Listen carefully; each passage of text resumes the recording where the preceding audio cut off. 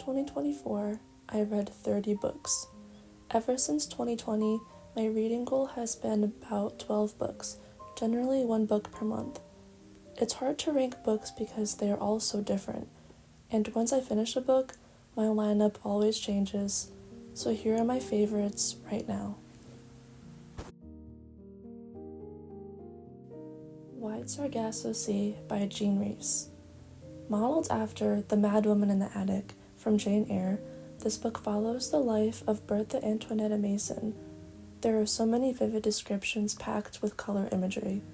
One could also read this with the feminist lens. It felt like one of the classics, but with a twist and a fire.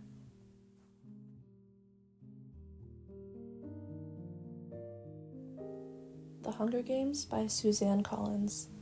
Yes, it took me all this time to finally read this book. We follow Katniss through the fight of her life in this dystopian novel. As I read, I could see the movie in my mind, but on a heightened level and with details that I may have missed from the movie. Definitely an intense read, and one that I could not put down even though I knew what happened from the movie.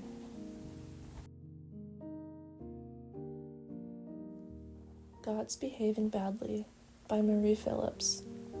A story about the 12 main Greek gods who are living among mortals is packed with so much sarcasm, humor, and seriosity. The gods have such distinguishable personalities and normal jobs that oddly fit them. But two mortals find themselves caught in the crossfire. Is it the end of the world? Only time will tell.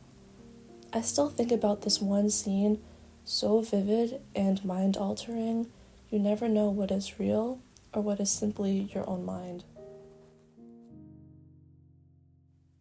Small Island by Andrea Levy. This story is told through 4 perspectives in 2 couples as they navigate their lives in London and Jamaica. Flashing from then to now, these characters overcome struggles through the war, societal upheavals, familial relations, and more. This book is also packed with so much dramatic irony that I remember staying up to finish it because so much kept unraveling. All My Rage by Sabaa Tahir. Mind you, there are trigger warnings for this book, and I cried. But this is still an amazing read. In this coming-of-age book, 2 teenagers have to fight through life in order to mend their friendship, or else they will lose what is most important to them, each other.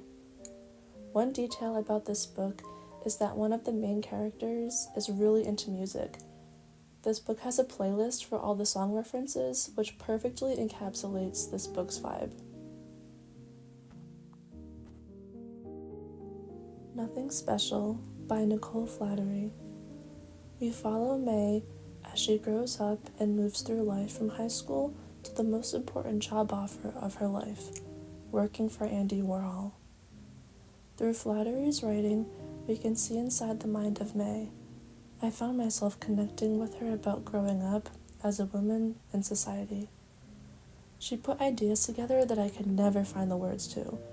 When I finished this book, I remember just staring at the wall. The post-book depression and overthinking was real, but in a good way if that's possible.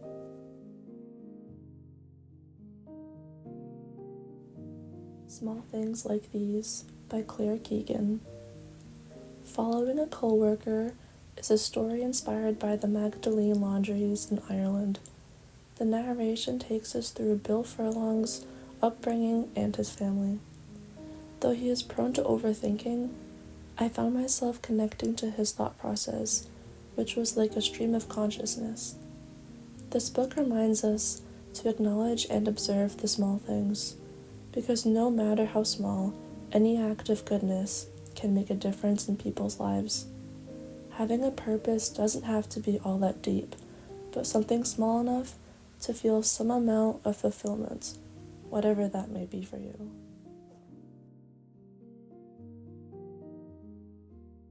Magic Lessons by Alice Hoffman. This book is the first one in the Practical Magic series. This story follows the Owens family and the start of the witch lineage. We follow lessons from magic to life to love. If a book came with a color palette, this one was written in such a way that I can see the perfect shades and dimmed hues. If you need a fun yet courageous story, read this one for a little magic in your life.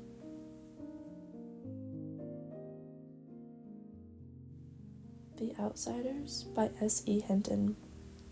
Yes, another classic read as we follow the Greasers and the Socs over the span of an eventful few weeks and some iconic characters.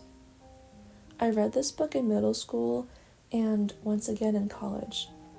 With more of an adult outlook, this book may have been better the second time around.